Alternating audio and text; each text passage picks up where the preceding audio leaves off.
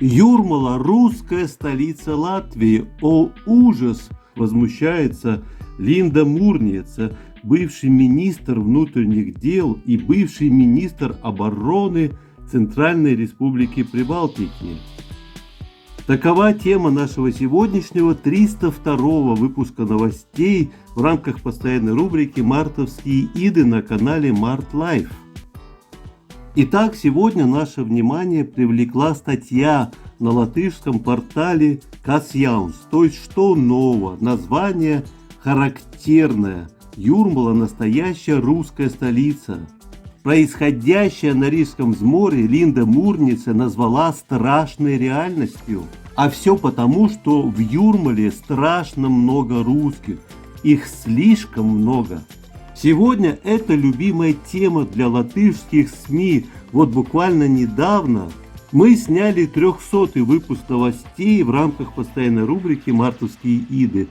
Название характерное. В Риге нашли русскую деревню. Речь шла об торговом центре Икеа. Там тоже слишком много русских. А еще много русских на Рижском центральном рынке, который назвали даже «маленькой Россией». Этот выпуск вышел буквально 6 дней назад. Ну а сегодня мы возвращаемся к этой же теме.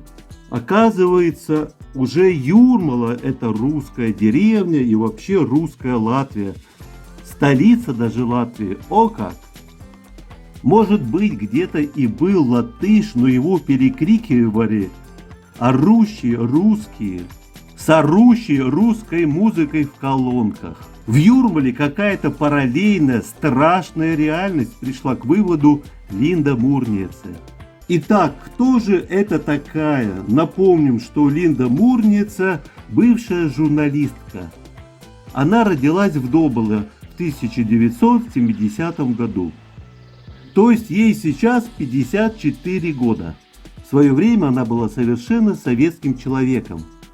И, как часто бывает, решила покорить столицу Латвийской ССР. Устроилась сотрудником пресс-центра МВД Латвии. А еще была руководителем рекламного отдела ВЭФ-банка. Настоящим звездным часом стал момент, когда она вступила в партию «Новое время». В октябре 2002 года Линда Мурниеце была избрана депутатом 8-го созыва Сейма, то есть парламента Латвии. Удивительно, но в январе 2006 года она стала министром обороны Центральной Республики Прибалтики. Хотя, понятное дело, к армии она никакого отношения не имела, просто была членом партии.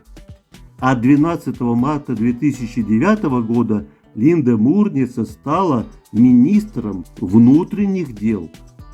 В течение всей политической карьеры она то и дело попадала в различные скандалы.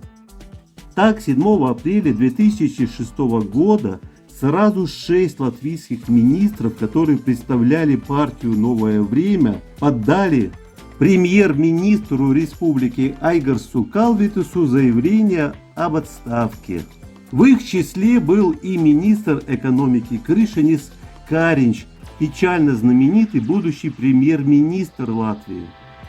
Как известно, он не раз попадал в различные коррупционные скандалы. Линда Мурниеце тоже потеряла свой пост министра обороны. Но потом, как мы говорили, она всплыла уже в новой должности министра МВД. В этой должности она тоже постоянно попадала в различные пикантные и скандальные ситуации. Так, президент Республиканского общества врачей Петерис Апинис заявил о том, что Линда Мурниеце прикрывает деятельность незаконной сигаретной фабрики. Линда Мурниеце даже потребовала от Петериса Апиниса извинения, хотя по идее могла бы подать на него за клевету в суд. Ну а потом Линда Мурниеце каким-то чудом стала хозяйкой шикарнейшего отеля в Старой Риге.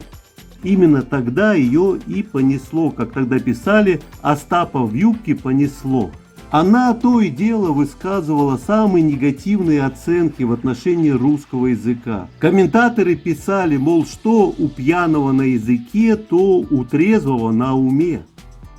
В общем, явный намек на то, что Линда Мурнице не прочь заложить за воротник. Примечательно, что когда Линда Мурнице была министром МВД Латвии, она говорила о том, что очень важно, чтобы полицейские Латвии знали русский язык. Цитируем дословно: «Это очень важно, мы можем помочь людям, когда говорим на их языке». Вот мы даже нашли в интернете эту цитату на сайте город.лв. Но тогда Линда Мурнице была еще членом партии «Новое время», которая боролась за русских избирателей. А нынче, как известно, на дворе совсем другие времена. Как пишут комментаторы, Линда Мурнице держит нос по ветру. Возможно, она хочет снова вернуться в политику. Вот и пытается обратить на себя внимание безумной русофобией. Впрочем, даже среди латышей отношение к Линде Мурнице не самое хорошее. Особенно, когда очередным вторым по счету ее супругом стал ливанец Хасам Абумери. Тогда, в 2012 году, Линда Мурнице подверглась небывалому хейту. Ну, а потом она вышла замуж уже, так сказать, за нормального гражданина Латвии, за латыша Агриса Фрейбергса. Хейтеры как-то сразу успокоились. Правда, брак с Агрисом Фрейбергсом продлился всего лишь 2 месяца. Как тогда писали, Линда Мурнице, скорее всего, вышла замуж специально для того, чтобы все побыстрее забыли о ее браке с ливанцем Хасамом Абумери. А то получается какой-то неполиткорректный для нынешней Латвии брак. Теперь 54-летняя Линда Мурнице занимается предпринимательской деятельностью. А заодно, как пишут комментаторы, постукивает куда надо. Тук-тук, кто там? В качестве площадки для постукивания она использует социальные сети. Вот Линда Мурнице Майри в Юрмале.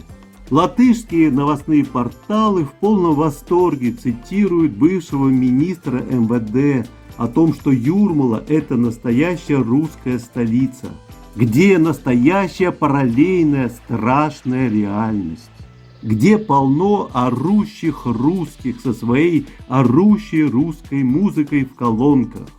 В общем, помните, в советское время говорили: дети, не ходите в Африку гулять. Ну а Линда, наверное, намекает, мол, не ездите в Юрмалу. Латышский новостной портал Касьяунс той что нового как раз в упоении говорит о том, что многие комментаторы полностью согласны с Линдой Мурнице. Поэтому они давно не ездят в Юрмалу. Как вы считаете, это все разжигание межнациональной розни? Нет, что вы, это свобода слова по-латвийски. Сегодня в Латвии можно совершенно свободно ругать и русский язык, и вообще русских. А вот если бы русское издание написало, что где-то слишком много латышей, то наверняка правоохранители были бы тут как тут. Известно, что в Латвии давным-давно царят двойные стандарты. Самые радикальные комментаторы предложили Линде Мурнице выставить в Юрмале на центральной улице Йомас музыкальные колонки и врубить латышскую музыку на всю катушку, в общем, на всю Ивановскую, как говорится, или на все Рижское взморье. Правда, рассуждая логично, если латыши не ездят в Юрмалу, то откуда там взяться латышской речи? Может быть, Линде Мурнице стоит поехать в какие-то латышские города и села, посоветовал один из комментаторов. Например, Валмеру, который считается самым латышским городом Латвии.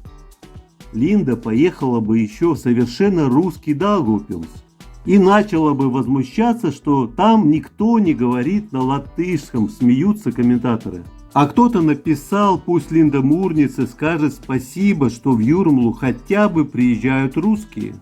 А то выходишь на пляж и, увы, практически ни души. Мы сейчас с супругой побывали в Юрмале, сидели в гордом одиночестве в местном ресторане.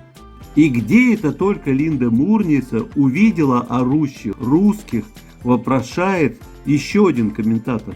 А кто-то шутливо добавил, мол, может быть, эту страшную, ужасную, орущую русскую музыку включила Божена Рынска? Как известно, эта светская львица сначала уехала в Израиль, а потом обосновалась как раз на Рижском взморье. Она постоянно устраивает всевозможные скандалы, пытаясь обратить на себя внимание. Может быть, Линда Мурница просто не знает Божену Рынску в лицо, кто-то предположил.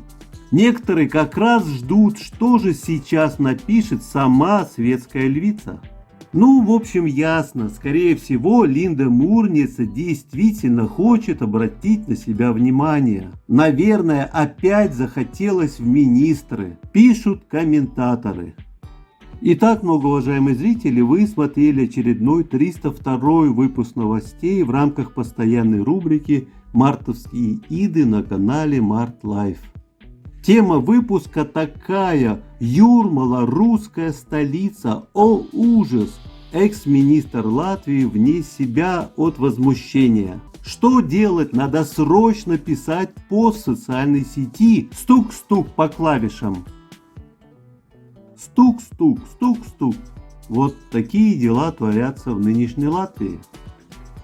Как всегда, напоминаем, что вы находитесь на канале Март Лайф. У нас много других видео на самые разные темы, в том числе немало сюжетов, которые мы посвятили и Латвии, и другим бывшим советским республикам. Смотрите, отсылайте друзьям и знакомым, ставьте лайки, нажимайте на колокольчик. Кроме того, высказывайте свое мнение и задавайте вопросы, мы обязательно на них ответим. А на сегодня у нас все. До следующих встреч, друзья. Пока.